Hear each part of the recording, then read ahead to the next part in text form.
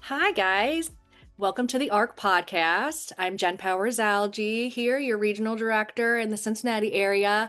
And I am here today. I've got a great guest. I've got Courtney Hansen. She is a mom just like me. She's got two boys, Trent and Troy. Troy has Down syndrome, so that's kind of how we know each other. We actually met at a rights law conference. And Great. when you meet a mom that has a child your age and you're sitting at the same table and you're like, we should just go to lunch. And then we ended up at a really weird restaurant and we had like so much fun together. And then That we was were very like, fun. we have to continue to work together. So Courtney works for COPAA, the Council of Parent Advocates and Attorneys. She's a seat instructor, which is something that I kind of want her to talk about that job because we need more advocates in our area. Courtney is a teacher and a journalist, was a teacher and a journalist, and she's a proud military wife and a mom, of course. She has changed many state laws through her advocacy work. And her and I worked on a bill that's now a law here in Ohio on an organ transplant anti-discrimination law. And she was just such a badass. Got the Republicans, Democrats, everybody to work together, which doesn't really Right? happen here much anymore, Courtney. We're Oh, working on some other bills here, and it's not the same energy. So you had something, and maybe it was yeah. timing, it all just worked out for us, but I think it's a different time. Yes. I mean, these things didn't used to be partisan. So here we are in this yeah. partisan era.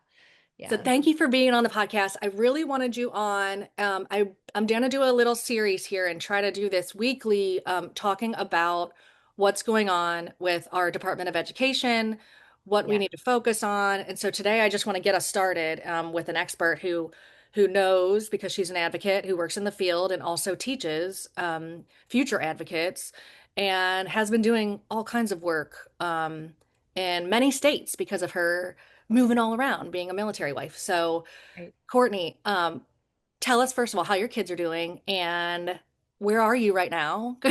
Yeah, How's we've life? been yeah, it's life is pretty good right now. We have been moved around with our children about 6 states. So Ohio is one of the second states that my twins were living in. We did preschool there and had a good experience. I have twins, one with Down syndrome and one who is typically developing, and they got to be in a inclusive preschool together. So that was a great experience. We really enjoyed our time in Ohio. We're now in Colorado, and my husband just retired from the military, is working at the VA as in the hospital there. And so we have found a very small, inclusive middle school that our boys are at, and they're Great. thriving. They're doing well. We were talking before the podcast that it is still daily, foot soldiering, making sure our kids are getting the modifications and accommodations they deserve, but it's going Yes. well. Yeah. Good. Good. Yeah, we were talking, and I'm an advocate. Courtney's an advocate, and we're telling other families, giving them advice and helping them soldier through. And then we all of a sudden have to be like, oh, wait, I better check Yes. on my own kid. How they're Absolutely. doing I, because it I never always, stops. I tell my students, I've been doing this for about a decade now, but I bring two advocates with me to my son's IEP meetings. They actually have kids with Down syndrome as well that are high school or graduated. And so they're very helpful. But, it's really hard to separate that emotion when it's your own child. I So, totally agree. I tell people all the time, I always have families who get upset at an IEP meeting. I'm like, I know you think that I'm like steel yes, but because I sit next to you and I'm okay because I'm here right. for you. But when it's me and my kids, I cry and Yeah, I get upset and absolutely. I feel shaky at those meetings, Absolutely. just like every other parent does, because it's Yeah. just so it's your kid, and you're talking about all the bad things, and it's Yeah. tough. So, okay, first tell us about COPA. Tell us a little bit about the organization Yeah. and the kind of the great work that they do as a whole, and then talk about yourself and what you do for them. Yeah, so COPA is an unparalleled member-to-member group. We are about 3,600 members strong. The Wow. majority of us are parents, attorneys, or advocates, or parents that are just wanting to be advocates for their own child or for their friends that have children with disabilities or people in their local community. We are trying to build this army of advocates across the nation, and that's what my class, the Special Education Advocacy Training or SEAT, stands for. And we are really laser focused on increasing the number of advocates around the country that can support students with disabilities, preschool through aging out, whether that's 21 or whatever the age is in your state.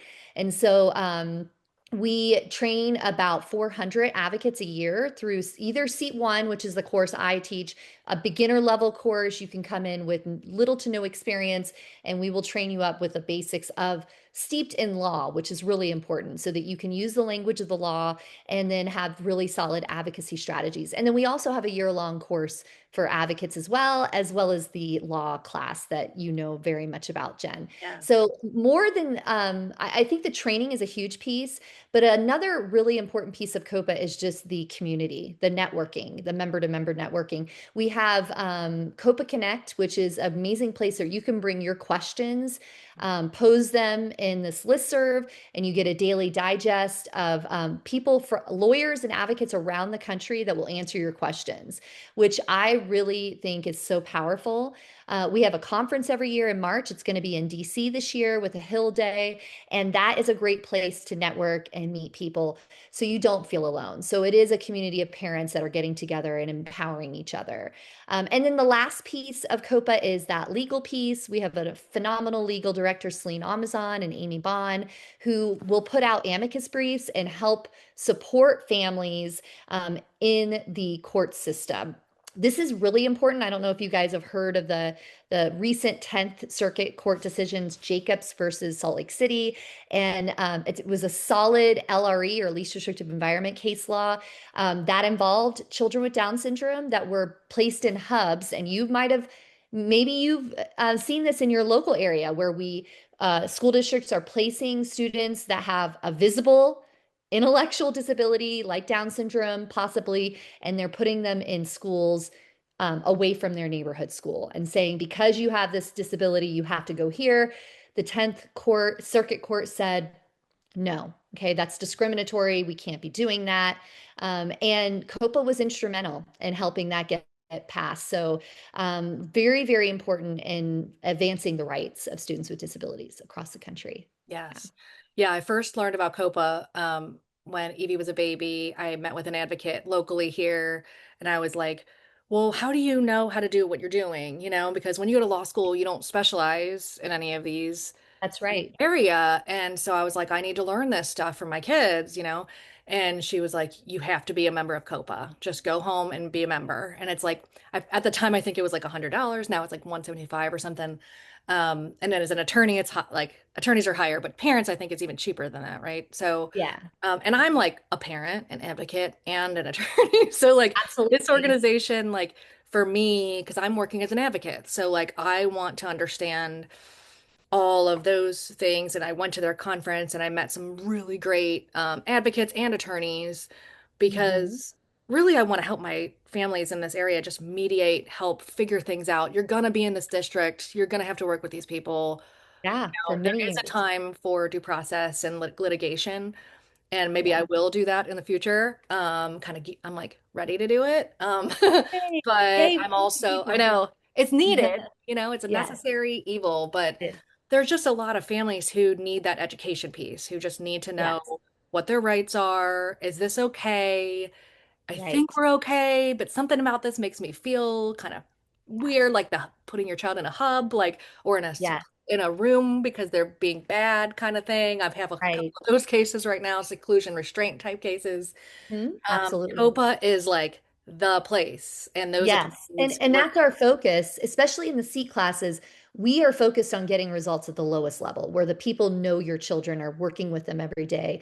Yeah, We are there to avoid those higher level dispute resolutions because we know that the results often aren't favorable for families. yeah, So I think it's really important to know and have the skills to be able to collaborate and leave things better off than when you first started with a family or a school team, and be able to negotiate and sometimes compromise, but making sure you're focused on your child, right? And getting what they need and what's appropriate. So, absolutely. And yeah, it's nonstop. So even when we help families, like we know you're going to come back to me, and I want you to come back to me and CC me on the emails and let me help you. yes. It's a nonstop kind of advocacy that never, until your child is 21. and Yes. 364, you can't take your eyes off the ball. So the arc has been really focused this year. This year has been crazy, as we all know. There's a lot going on.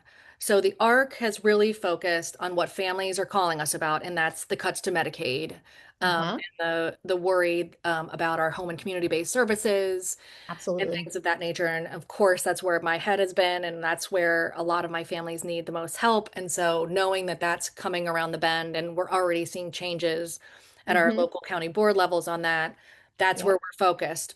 But I wanted to make sure, and especially over the last couple weeks, I've been getting some calls from families that are starting to get really worried about what's going on at the Department of Education. And so that's why you're here, because I really want to kind of understand what we can do as advocates, and maybe if we shouldn't be worried yet, should we? How worried should we be? So last week they cut the Department of Education. Like they've been making these cuts, but they made some really Yes. severe cuts last week. And can you tell us a little bit about those cuts and like kind of what's happening to the Department of Education? Like, is it there? Right. What's going on? Yeah, yeah. So you're right. It's been going on since January and March. There have been reductions in force. Now we are in the shutdown. And during the shutdown on Friday night, there was emails going out for a reduction in force at the Office of Special Education and Rehabilitative Services. That's OSERS. And in that office, they maintain the Office of Special Education Programs, OSEP, as well as RSA, the Rehabilitative Services Administration. These two offices are very instrumental for our kids with Down syndrome because they are going to be the enforcement and the funding mechanism for our very important federal law, the Individuals with Disabilities Education Act. I think most kids with Down syndrome are on IEPs. And so this is something we do need to be keeping eyes on. And I don't want people to get frantic over it, but I do think that us reacting works. Okay, when disability rights groups like COPAA or the National Down Syndrome Congress or the National Down Syndrome Society partner together and speak up and say, we are worried, this is not right, this is unjust. It works. And it works because we just heard recently that a judge has temporarily stopped those reduction in force moves. So that is a temporary measure. And it's really hard to say when we do a podcast like this, what's going to happen next, because Right. like you said, Jen, it's been a crazy year. Yeah. And so next week it could be different. So I don't want to give your audience any bad information, but I think what we need to understand is that this is a chilling effect, right? Like this is meant to really put politics into a department that is not partisan at all. Right. We know that the Individuals with Disabilities Education Act was a bipartisan bill that was passed with overwhelming support on both sides of the aisle Yes. 50 years ago, Yep. right? And so in those last 50 years, has it been perfect? Absolutely not, right? And we know that as parents of children with Down syndrome, that there are things on a day-to-day basis that really need to be fixed. But we really need to remember history and understand that 50 years ago, our kids could have been put in an institution, That's right. right? And we have come so far in those 50 years, right? From a time period when 3.6 million children with disabilities that had visible disabilities were not even allowed into schools. Yep. Okay. That was just 50 years ago. Yep. And now we have all of those children in schools getting the support they need. We still have to be foot soldiers. We still have to be there every day, making sure that our children are getting the rights that they're entitled to, because IDEA is an entitlement. Yep. And it starts at the top. So even though OSEP and RSA, which is the arm of OSERS that helps with employment, and we know IDEA, that federal law, their focus is future employment, That's right. competitive employment. And that's a huge thing in the Down syndrome community right now. We want our kids to be competitively employed. But the way we get there is through education, right? And so we have to have good early intervention. We have to have inclusion in schools, which is what Congress intended. They want our kids to be in the least restrictive environment. And so It starts at the top, and even though things aren't necessarily perfect at the top, they set the tone. So they're going to do important things that we can talk about in a moment. So these firings are very, very troubling because now the question I think a lot of parents have in mind is who's watching, right? Yeah. Who is watching? Yeah, That's you're 100% right. And I think it is. I'm glad you touched on the history, and that the IDEA is 50 years old, next month. yeah, Um, the ARC there was a case, the Park case, and the yes, ARC brought that case that really opened the door in 1971 to actually like create that big statute, the IDEA. And I want to make sure people know that the IDEA is still in effect. They're not going to be able to change the IDEA, at least right now. That we know that Congress isn't really working right now. So, and really yeah, troublingly, like, isn't working because we're shut down as of right now on this podcast on Friday at 10:30 in the morning. But the IDEA is still there. We still have our IEPs. Everything's still in place. But the history is really important because 20 years before that, we had, the Civil Rights Act, and we had the reason why we have a big Department of Education in this country at a federal absolutely. level is because kids were being discriminated against. People weren't being educated in our country at a equal level. And we all know, the Brown versus Board of Education, like, Separate, not equal. yes, absolutely. And so the disability piece that we're here to talk about 20 years later was something that a lot of parents, just like us, were like, well, if we're going to desegregate schools for Black and Brown children, we should be doing the same thing for our Absolutely. kids with disabilities. And like Courtney said, like, thank God that we're in a good place where when Evie was born, they t didn't tell me, well, we think that you should institutionalize her right away. That would be better for your family. That's what they were telling people in the Yes. 50s, 60s, 70s, and maybe even early 80s in some parts of our country. So,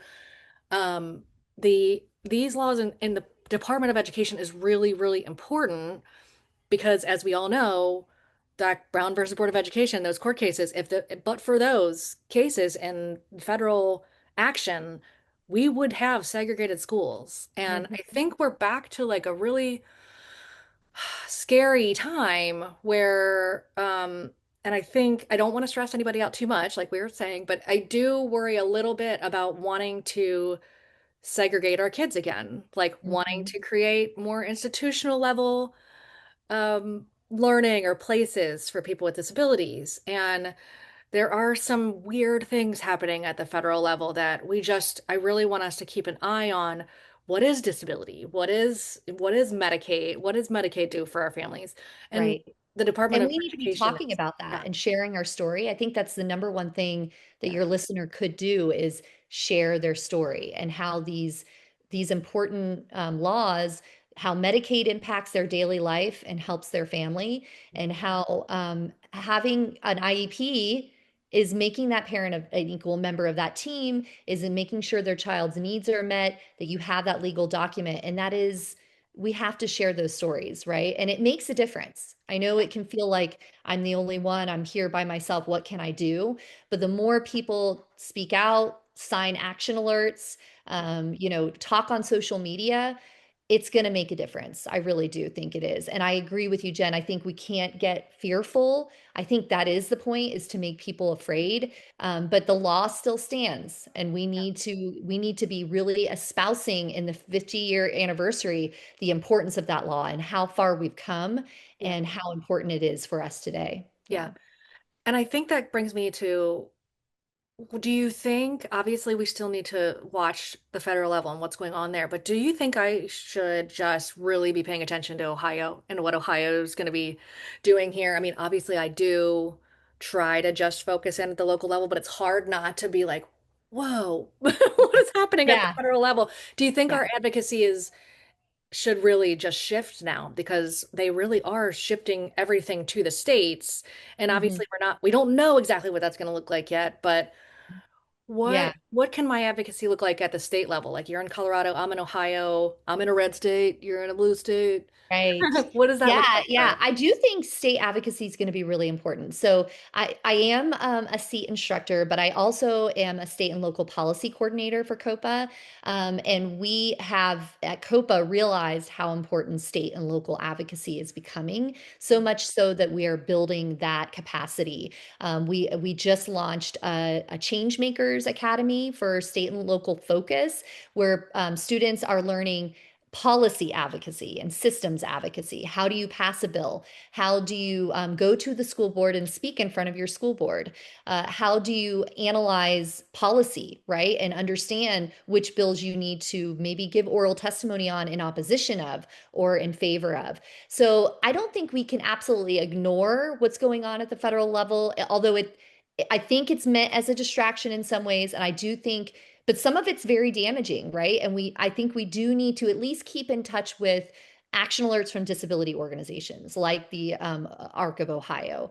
Yeah. We need to make sure we're tapped in with our disability specific organizations and follow their lead. And so I think, again, advocacy is not a sprint, right? It's a marathon. So lean into those organizations that you trust to be the leader in the message, Yeah. and then follow that message, share it on social media. But then I do think, because you're right, a lot of this stuff is going to be left to the states, that we really need to be strengthening our states. So things like talking at your local school board about their funding and their budgeting, least restrictive environment, things that are important to you.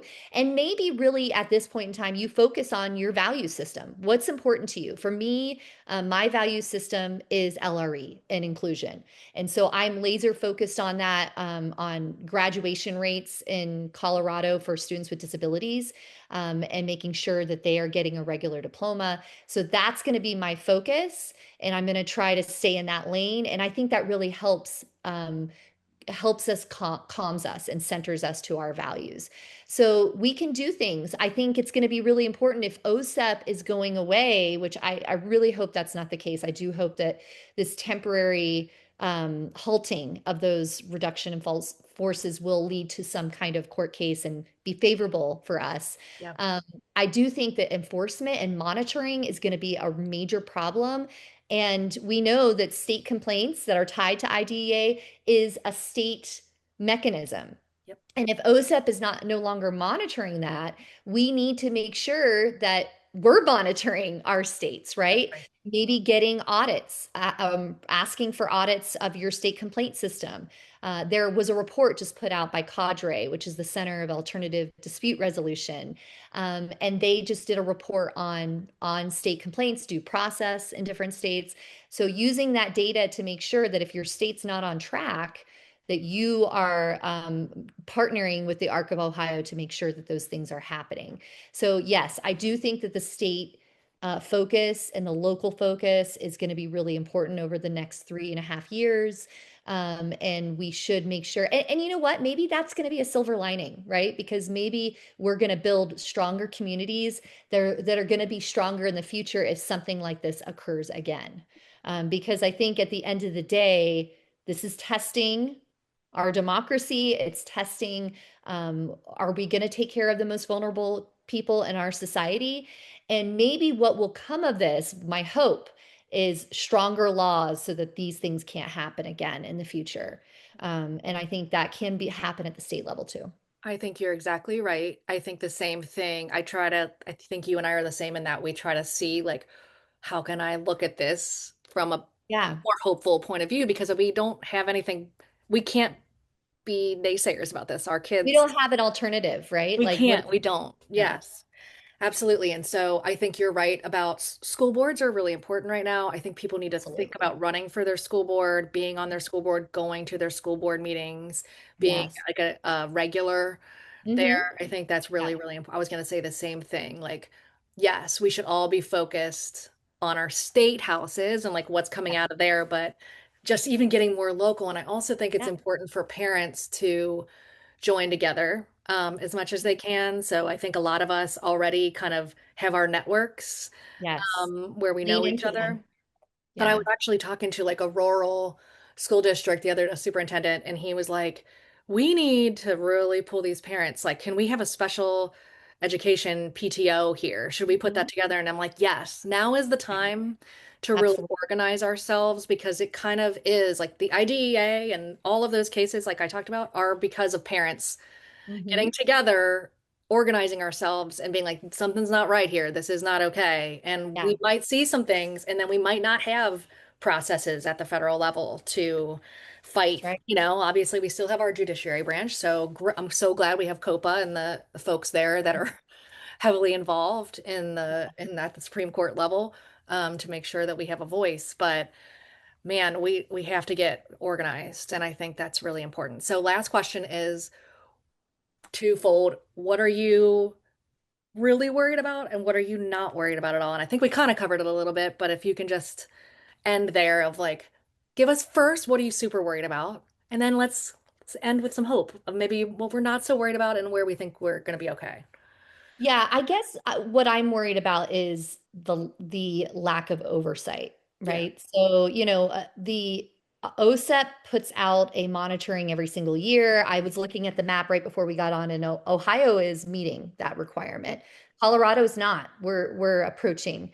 And what that means at my state is that OSEP comes in, right? And they audit, and they're actually coming to our school district. And I think that's important. And it's now like that's not going to happen, right? And um, OCR, the Office of Special of Civil Rights, which our children with Down syndrome also are privileged to get all the rights under Section 504 and cannot be discriminated against, must have access. The word on the street now is that we went from 12 regional offices to possibly the word is maybe one. Kansas City is left. We don't really know because, of course, again, it's just chaos.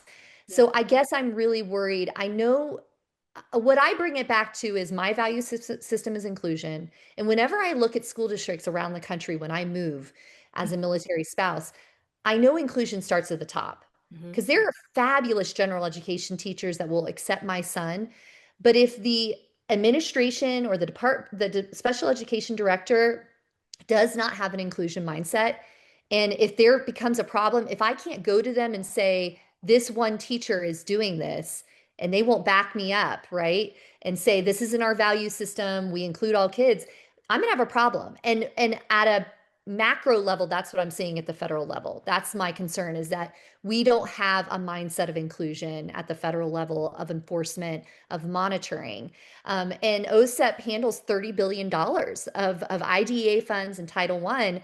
And that is money that I don't, if those people are gone, I just don't understand how that filters down. And we know that the federal government doesn't control curriculum and a lot of the money, right? Like this is just only 14%, but it still is something, right? And I think oversight, having eyes, having that mindset, be that's the thing that really upsets me the most, right? Is that we should have a value system at the highest level of our government that students with Down syndrome should be able to be included and get an appropriate education. And we shouldn't be messing with these things. And so that's what I'm most fearful of. But I think my hope is the law still stands. We've we need to educate parents to speak up and share their story. And I do think that's going to make a difference. And I'm just going to reiterate, I think we can come out on the other side of this potentially stronger if we look at this time period and say, we don't want that to ever, ever happen again, Yeah. right? That's Yeah. not going to happen again. We need to set in some protections to make sure that doesn't happen. Yeah. One, I mean, the number one force is like, don't mess with a special needs or Don't, disability mom. Like, just don't do it. don't, So at no. this point, I don't, I too think that my hopefulness comes from just knowing all the moms that I know, Yeah, like you yeah. and so many others who would just never let That anything we're not going to let this happen. go backwards. Yeah. We gotta hold strong and do our work individually, but also like collect ourselves and like COPA and the ARC of the United States. We have a really great executive director at the ARC of the United States. Her name's Katie Neese, and she is really great on public education. And she's been kind of making the circuit on CNN and different places to kind of like Yes. We talk need about it. how important this is, We and need so it. yeah, we do. So everybody that's listening, definitely follow COPA, what their action alerts are and what they're doing. Follow the Mhm. Arc of the United States and Arc of Ohio. Make sure that you're kind of following along and knowing what's going on, but also stay locally, stay local at your local board meetings, school board meetings. Watch what's going on at your state house, because Share your it's story. Share your and story. share I your think, story. It's so yeah. important. Yes. Thank you, Courtney Hansen. Too. You are a great guest. I hope you'll come back again, maybe when things have like calmed down and we can talk about like regular, Yeah, we can things to get do. wonky, right? And talk about some of the wonky stuff in our community that's important to us, right? Yes. We should be focused Policies. on. Yeah. Yeah. Wouldn't that be great if we could just We don't like, not have to put out fires. Yeah, that would be great. I'll thank you be so there much for for your it. time. Absolutely. Thank you. Thank you, Jen.